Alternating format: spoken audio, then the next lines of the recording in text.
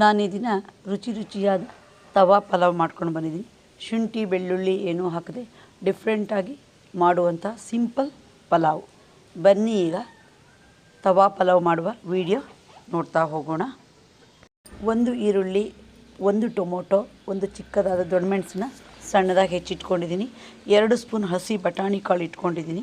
3 spoon ಬೆಣ್ಣೆ ಇದೆ. 2 spoon pav bhaji masala, ಅರ್ಧ ಸ್ಪೂನು ಗರಂ ಮಸಾಲ ಇಟ್ಕೊಂಡಿದ್ದೀನಿ. ಹಾಗೆ ನೆನೆಸಿದ ಒಣಮೆಣಸಿನ್ಕಾಯಿ ಇಟ್ಕೊಂಡಿದ್ದೀನಿ. ಮಿಕ್ಸಿ ಜಾರ್ ತಗೊಂಡಿದ್ದೀನಿ. ಅದಕ್ಕೆ 4 ಒಣಮೆಣಸನ್ನ ನೀರಲ್ಲಿ ನೆನೆಸಿದ್ದೆ, ಅದ್ರ ಸಮೇತ ಹಾಕ್ತೀನಿ. 1 ಸ್ಪೂನ್ ಕೊತ್ತಂಬರಿ ಕಾಳು ಹಾಕ್ತೀನಿ. ಹಾಗೆ ಅರ್ಧ ಸ್ಪೂನು ಜೀರಿಗೆ ಹಾಕ್ತೀನಿ. 2 ಚಮಚ ಪಾವ್ ಭಾಜಿ ಮಸಾಲ ಇಟ್ಕೊಂಡಿದ್ದೀನಿ, ಅರ್ಧದಷ್ಟು ಇಲ್ಲಿ ಹಾಕ್ತೀನಿ. ಗರಂ ಮಸಾಲ ಅರ್ಧ ಚಮಚ ಇಟ್ಕೊಂಡಿದ್ದೀನಿ, ಕಾಲು ಹಾಕ್ತೀನಿ. ಇದನ್ನು ನಾನಿಲ್ಲಿ ಒಗ್ಗರಣೆಗೆ ನೆಕ್ಸ್ಟು ಹಾಕ್ತೀನಿ.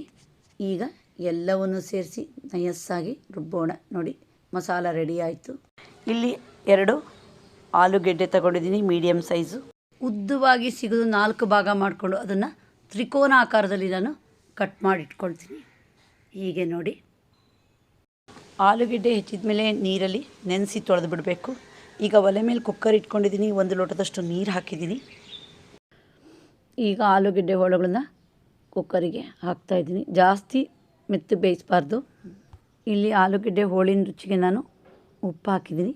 ದೊಡ್ಡ ಉರಿಲಿ ಕುಕ್ಕರ್ ಒಲೆ ಮೇಲಿಟ್ಟು 1 ವಿಷಲು ಕೂಗಿಸೋಣ. ಈಗ ಬೇಯಿಸಿದ ಆಲೂಗೆಡ್ಡೆ ಹೋಳುಗಳನ್ನು ಬಸಿ ಹಾಕಿಟ್ಕೊಂಡಿದ್ದೀನಿ. ಹೋಳಿಗೆ ನೋಡಿ ಸ್ವಲ್ಪ ಗಟ್ಟಿ ಇರಬೇಕು. ಹೀಗೆ 3 ಸ್ಪೂನು ಬೆಣ್ಣೆ ಇಟ್ಕೊಂಡಿದ್ದೀನಿ. ಈಗ ಒಗ್ಗರಣೆ ಹಾಕೋಣ. ಒಲೆ ಮೇಲೆ ನಾನು ಬುಡ ಸ್ವಲ್ಪ ಚಪ್ಪಟೆ ಇರೋ ಬಾಣಲೆ ಇಟ್ಕೊಂಡಿದ್ದೀನಿ, ನಾನ್ ಸ್ಟಿಕ್ಕು. ಈಗ ಅರ್ಧದಷ್ಟು ಬೆಣ್ಣೆ ಅಂದರೆ 1.5 ಸ್ಪೂನಷ್ಟು ಹಾಕ್ತೀನಿ. ಈಗ ಸ್ವಲ್ಪ ಬೆಣ್ಣೆ ಕರಗಬೇಕು. ಈಗ ಹೆಚ್ಚಿಟ್ಕೊಂಡಿರೋ ಈರುಳ್ಳಿ ಹಾಕ್ತೀನಿ. ಅದ್ರ ಜೊತೆಗೇ ದೊಣ್ಣಮೆಣಸು ಸಹ ಹಾಕ್ತೀನಿ. ಎರಡೂ ಸ್ವಲ್ಪ ಚೆನ್ನಾಗಿ ಬಾಡಿಸ್ಬೇಕು.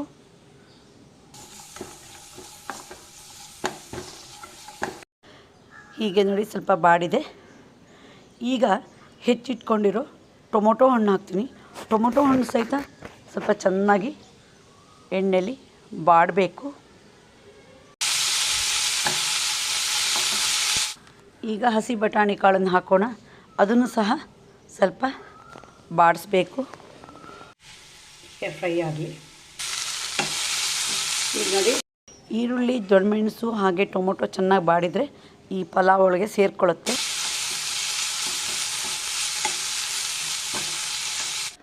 ಈಗ ರುಚಿಗಾಗಷ್ಟು ಉಪ್ಪು ಹಾಕೋಣ. ಈಗ ರುಬ್ಬಿರುವ ಮಸಾಲೆ ಹಾಕ್ತೀನಿ.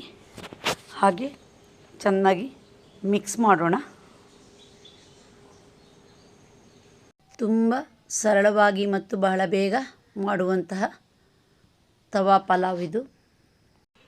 ಈಗ ಮಧ್ಯ ಸ್ವಲ್ಪ ಜಾಗ ಮಾಡಿ ಮಸಾಲೆ ಪದಾರ್ಥಗಳನ್ನು ಬದಿ ಸರಿಸ್ತಾ ಬರೋಣ. ಈಗ ಮಧ್ಯದಲ್ಲಿ ಉಳಿದಿರೋ ಬೆಣ್ಣೆನ ಹಾಕೋಣ. ನೀವು ಬೇಕಾದ್ರೆ ಬೆಣ್ಣೆ ಸ್ವಲ್ಪ ಜಾಸ್ತಿ ಹಾಕಿದರೂ ಪರವಾಗಿಲ್ಲ. 1 ಸ್ಪೂನು ಜೀರಿಗೆ ಹಾಕ್ತೀನಿ.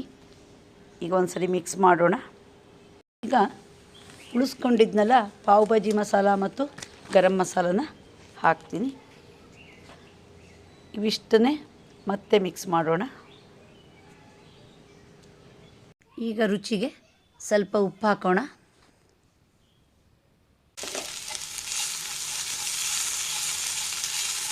ಈಗ ಬೇಯಿಸಿಟ್ಕೊಂಡಿರೋ ಆಲೂಗೆಡ್ಡೆ ಹೋಳುಗಳನ್ನು ಹಾಕೋಣ. ಯಾವಾಗಲೂ ಆಲೂಗೆಡ್ಡೆ ಕ್ಲೀನಾಗಿ ತೊಳೆದು ಸಿಪ್ಪೆ ಸಮೇತನೇ ಬೇಯಿಸಬೇಕು, ಅದು ಟೇಸ್ಟ್ ಜಾಸ್ತಿ.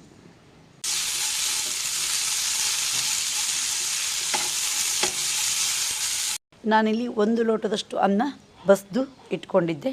ಈಗ ಅನ್ನವನ್ನು ಹಾಕಿ ಈ ಮಸಾಲೆ ಜೊತೆ ಎಳಿತೀನಿ. ಇದಕ್ಕೆ ಹೇಳೋದೇ ಹಾಗೆ, ಅನ್ನ ಎಳೆಯೋದು ಅಂತ. ಈಗ ನೋಡಿ, ಒಂದು ಸರಿ ಚೆನ್ನಾಗಿ ಅನ್ನವನ್ನೆಲ್ಲ ಕಡೆ ಸೇರಿಸೋಣ. ಪೂರ್ತಿ ಅನ್ನ ಮಸಾಲೆ ಜೊತೆ ಮಿಕ್ಸ್ ಆಗಬೇಕು.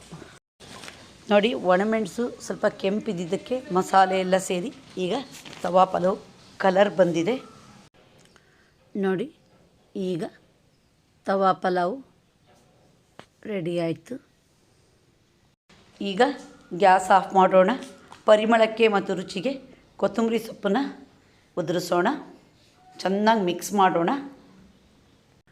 ನೋಡಿದ್ರಲ್ಲ ರುಚಿ ರುಚಿಯಾದ ತವಾ ಪಲಾವ್ ಹೇಗೆ ಮಾಡೋದು ಅಂತ.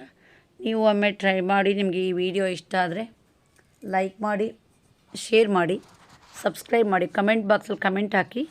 ಧನ್ಯವಾದಗಳು.